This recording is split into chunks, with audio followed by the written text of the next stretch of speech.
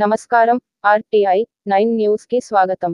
సంగారెడ్డి జిల్లా గురుకుల సాంఘిక సంక్షేమ వసతి గృహంలో జరుగుతున్న ఫుడ్ పాయిజన్ ఆత్మహత్య ఘటనలపైన న్యాయ విచారణ జరిపించి విద్యార్థులకు న్యాయం జరిగేలా ఏబీవీపీ అఖిల భారతీయ విద్యార్థి పరిషత్ రాష్ట్ర శాఖ పిలుపు మేరకు సంగారెడ్డి శాఖ ఆధ్వర్యంలో ప్లకార్డులతో నిరసన కార్యక్రమం నిర్వహించడం జరిగింది.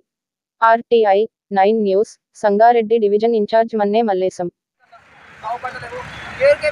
పెంచాము అని విద్యార్థుల ముందర ప్రకటనలకు ఇవ్వడమే కాకుండా విద్యార్థులకు నాణ్యమైన భోజనం పెట్టకుండా గత సంవత్సరం నుంచి చూసుకుంటే 48 మంది విద్యార్థులు గురుకుల పాఠశాలలో చనిపోవడం జరుగుతుంది.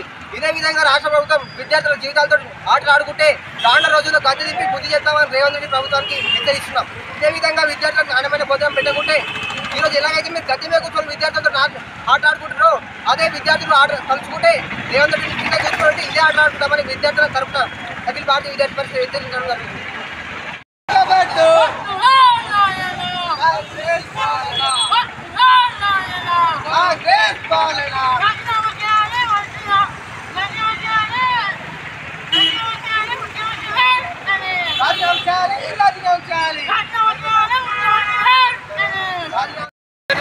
సంగారెడ్డి శాఖ ఆధ్వర్యంలో నేడు నిరసన కార్యక్రమం చెప్పడం జరిగింది.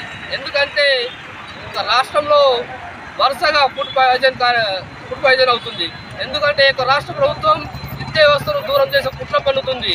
ఎందుకంటే ఈరోజు విద్యార్థులతో చెలగాటమాడుతుంది రాష్ట్ర ప్రభుత్వం.